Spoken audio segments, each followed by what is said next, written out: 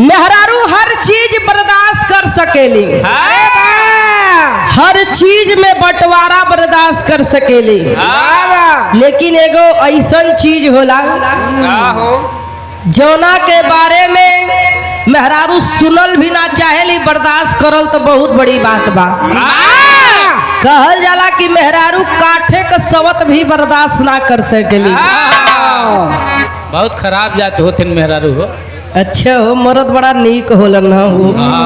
आवा मास्टर तो इससे बजाए लावा।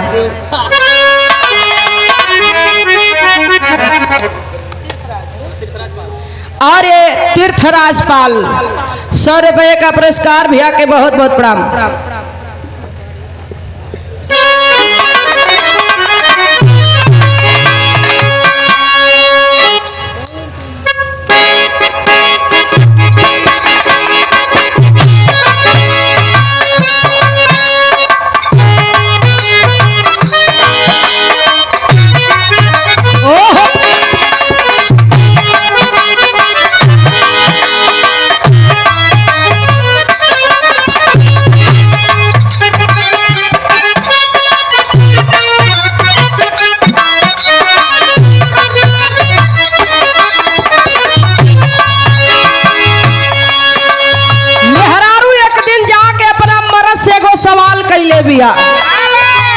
इतना बरिस गुजर गयल, कबो कोनो बात का दिक्कत हमें देहली नहीं, लेकिन कुछ दिन से एगो ऐसन दुख रुआ हमें दे देले बाड़ी कि हम ही जानत बानी कि हम कैसे जियत बानी।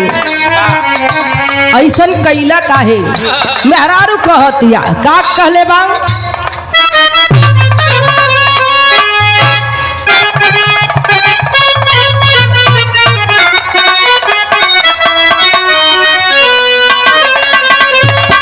सैया काहे कैला हमरा पे फतिया राजा,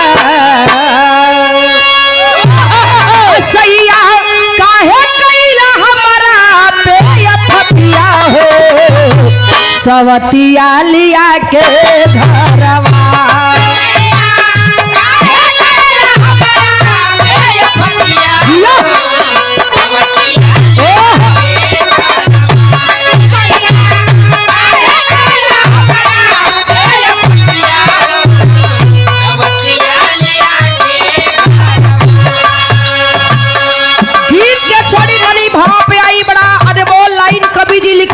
चरच के बात नहीं थे, प्रमाण का बात लिखलन। का लिखलन है? छिपल हिजाब में बदे दे पुरनवा हो,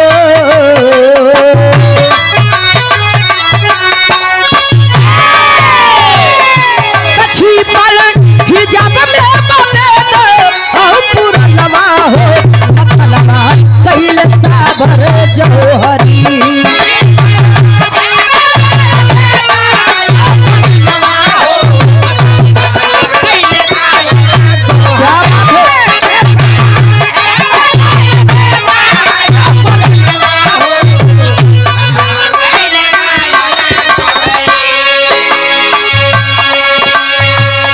छिपल हिजाब में बाबे दयो पुरनवा हो, मथनवा कैले साबर जौहरी। और ये गुलाब कोटेदार भैया की तरफ से 100 रुपये का पुरस्कार, बहुत बहुत प्रणाम, सब लोगों के बहुत बहुत प्रणाम। लेकिन आगे का कहना बा,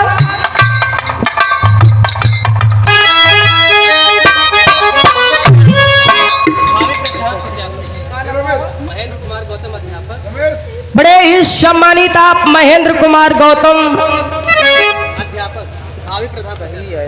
अध्यापक भावी प्रधान पद के प्रत्याशी, 200 रुपये का पुरस्कार देकर सम्मानित किए। बहुत बहुत प्रणाम, सब लोगों के बहुत बहुत प्रणाम।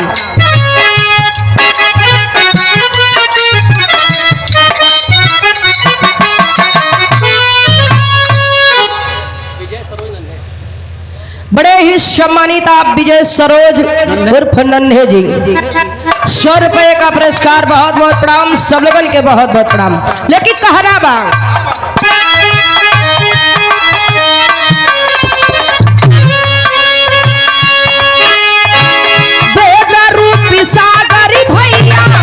कान से मथैले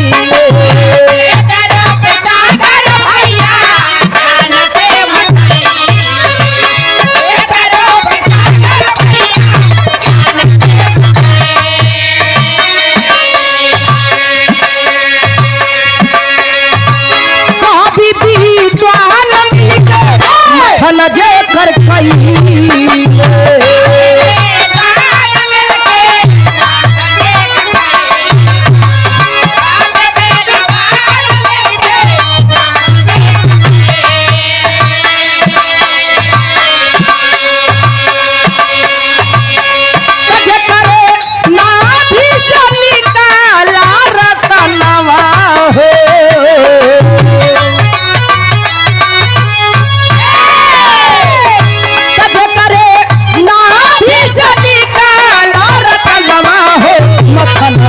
कैले सावरे जौहरी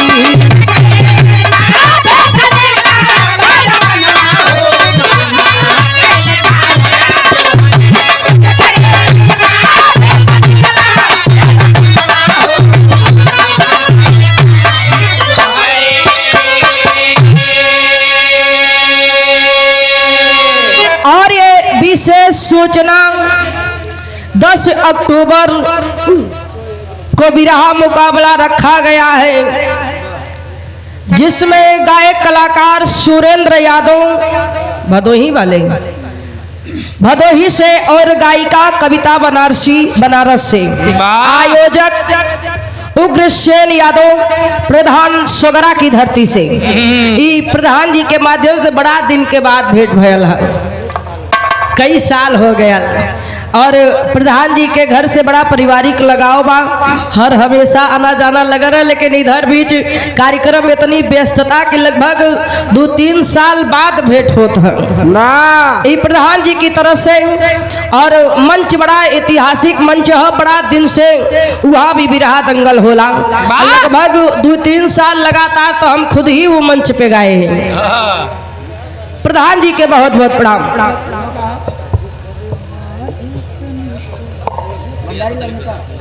पंधारी लाल और इस ग्राम सभा के बड़े ही शानदार प्रधान रियासत अली प्रधान जी पुनः ये 500 रुपए का पुरस्कार देकर सम्मानित किए।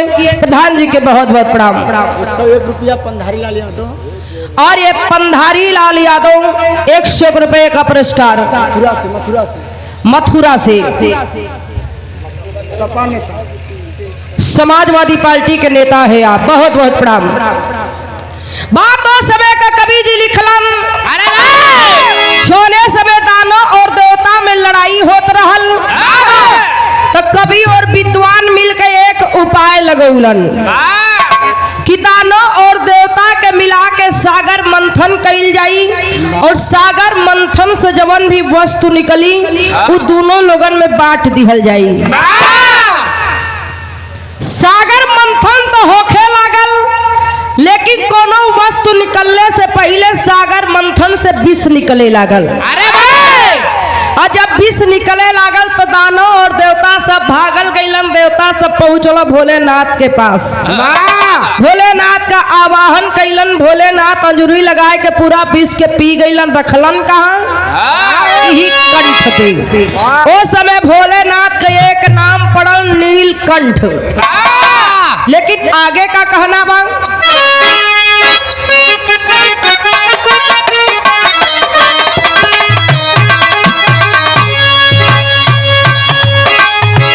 कहल नारद मुनि रावण से बचनिया,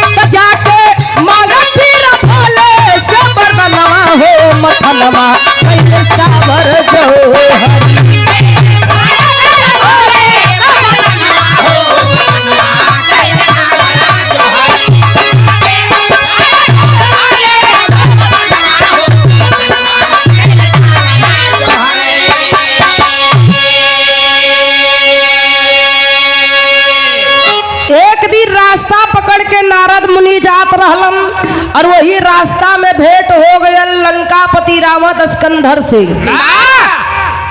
रावण देखले कले कि मुनिवर प्रणाम, सुनीला बड़ा सबको भेद बतावेला, अपन पतरा उलट पलट के तनी देखा हमरो मौत लिखल बा कि नहीं। अरे भाई नारद मुनि पतरा पलटे लगल कले कि तुहार मौत लिखल बा, लेकिन इस समय ना।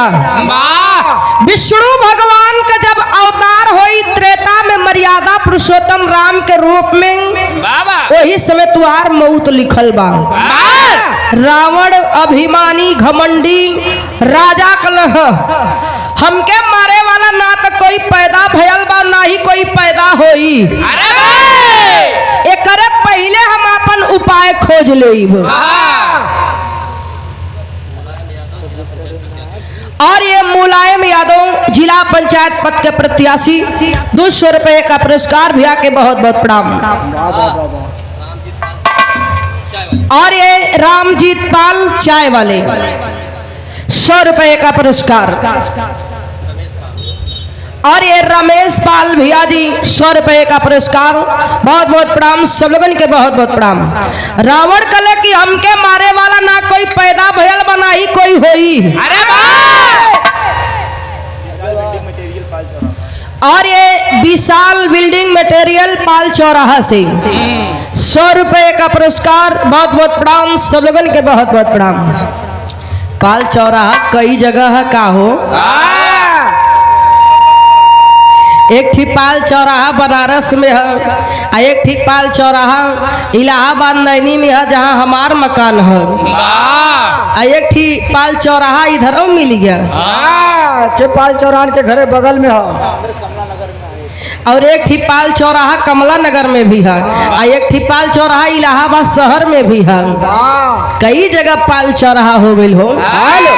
लेकिन रावण कलश के ओकरे पहले हम उपाय लगा ले। चल थई भोलेनाथ के याद करके तपस्या करब।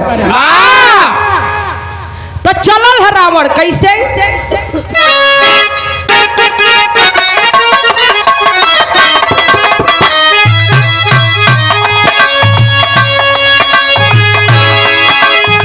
चला द सकंधर रावण शिव के गोहना।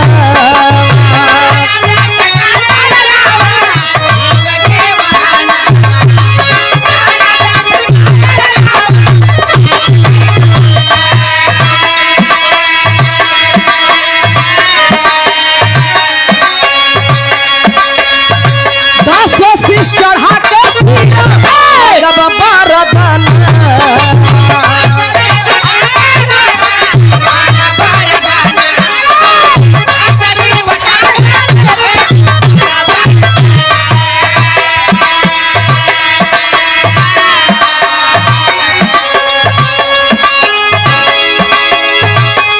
जाके नारद कैलाशी में से बयानवा हो।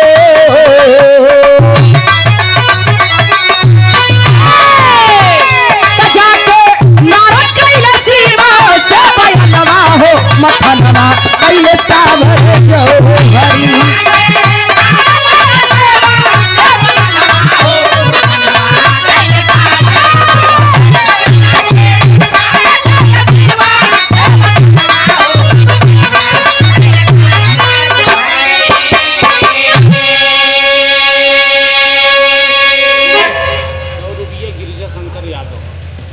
और ये गिरिजा शंकर यादव 100 रुपए का पुरस्कार। बहुत बहुत प्रणाम। रावण कलश की चल थई भोलेनाथ के याद करके हम तपस्या करे, और बारी बारी से अपन 10 शीश काट के भोलेनाथ के चरण में समर्पित कर दे। जब भोलेनाथ प्रसन्न हो रही है तब उनसे वरदान मांगे, बेकही वरदान सदैव अमर रहे का वरदान। जब इतनी बात नारद मुनि सुनलन तुरंत अपन पहुँचल बीड़ा लेके कैलाश पर्वत पे कहला नारायण नारायण। आंखें खोलिए प्रभु, बोलिए।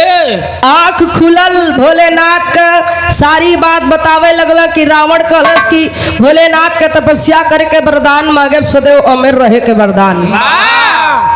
अब भोलेनाथ विचलित हो गईलन। अब विचलित हो के कैलन का योजना बनावे लगलन।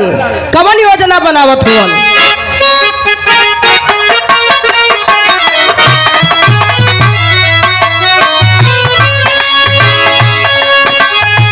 सुन के आड़ा भंगी नाथो योगवार मऊल।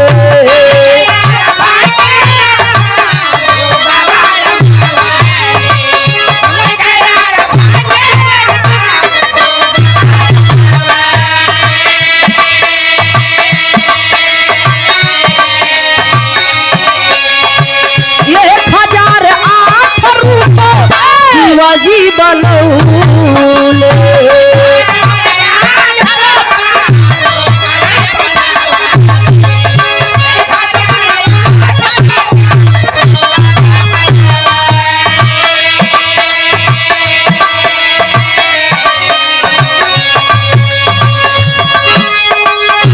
देखी दसाना न सोचे अपने मनवा हो।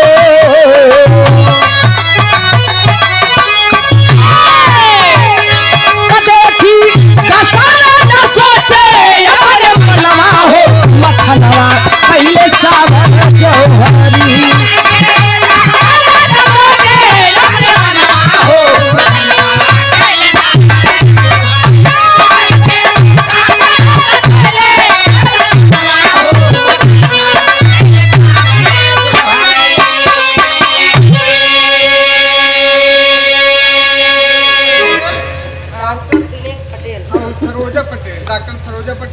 और ये डॉक्टर दिनेश पटेल और doctor Saroja Patel Apollo hospital GMP मछली शहर। अपोलो हॉस्पिटल जीएमपी मछली शहर आपकी तरफ से 500 रुपए का पुरस्कार देकर सम्मानित किया गया। बहुत बहुत प्रणाम सब लोगों के, बहुत बहुत प्रणाम। नारद मुनि के बात सुन के भोलेनाथ योग रमा लेलन। अपने शरीर के 1008 रूप में कैलन कि जब रावण हमें पहचानी न पाई तो वरदान मांगी कहाँ से। 1008 रूप में कैलन भोलेनाथ, लेकिन वो योजना असफल हो गया। जब वो योजना असफल हो गया तो दूसर योजना बनावत हुआ। का बनौलन?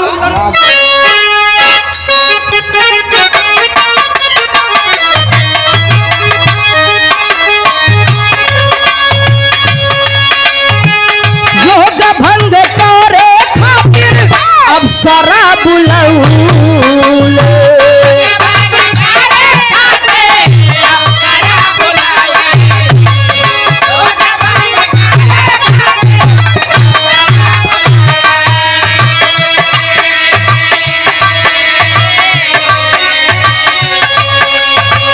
सुंदर सुंदर रूप वाली नेत्र में लगौले।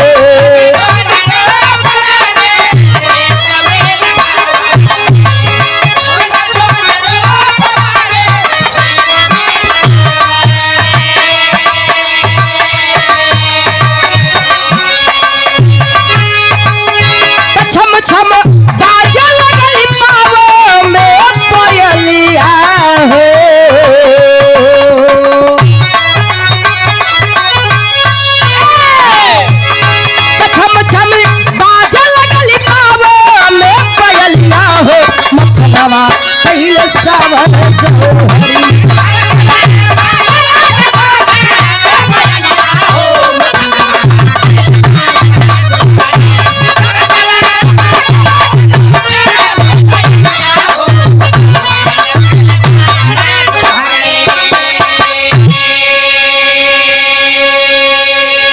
भोलेनाथ इंद्रासन से सुंदर सुंदर अप्सरा बुलौलन। बुला के कले की जान बढ़िया से सुंदर तरीके से नृत्य करके कैसहू भी करके रावण का तपस्या भंग कर दा। अरे भाई जाके सुंदर सुंदर अप्सरा नाचे गावे लगलिन। हर उ कोशिश कैली लेकिन रावण का तपस्या भंग ना भयल। आज जब रावण का तपस्या भंग ना भयल तब भोलेनाथ क्रोधित हो गईलन। तो वही क्रोध में कैलन का अब फेंकले त्रिशूल भोले बाबा त्रिपुरारी।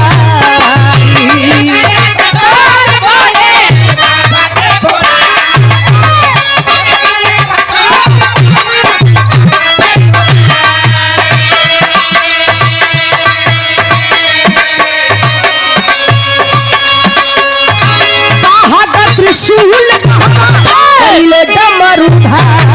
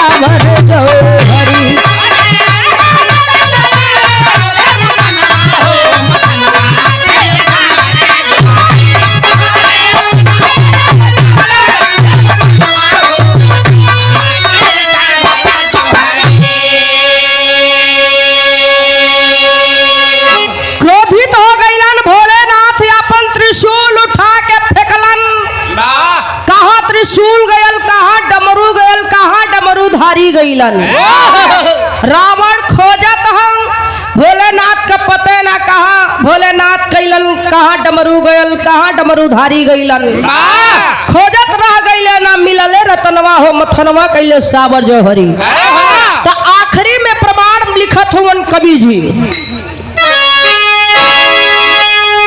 1008 नाम बेदावा बतावेला।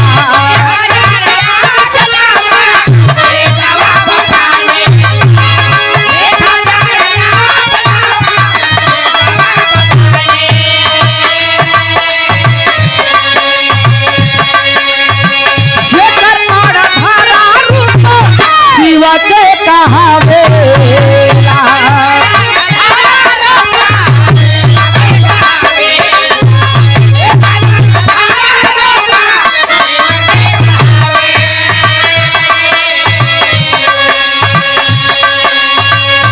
जैसे भइल बात सृष्टि को रचनवा हो।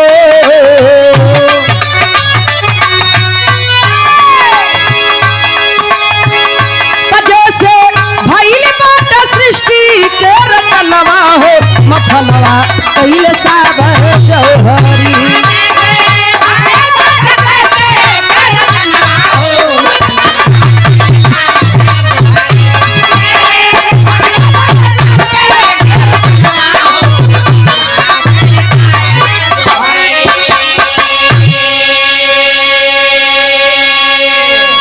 प्रमाण मिलल 1008 नाम शिव के वेदवा बतावेला।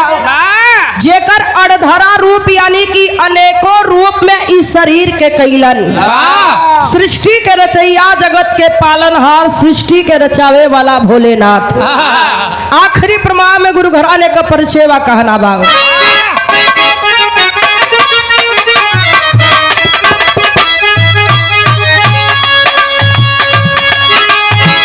पत्तू छे बरकासी बाजल जग में ढोल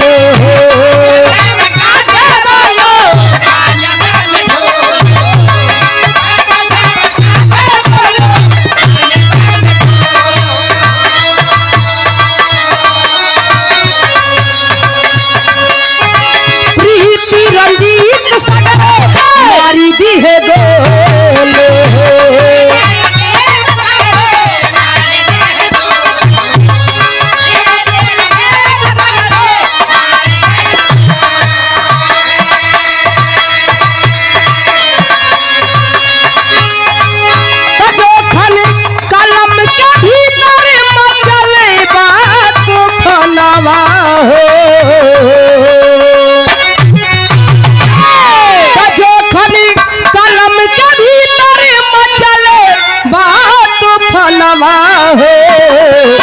मथनमा कइले साबर जौहरी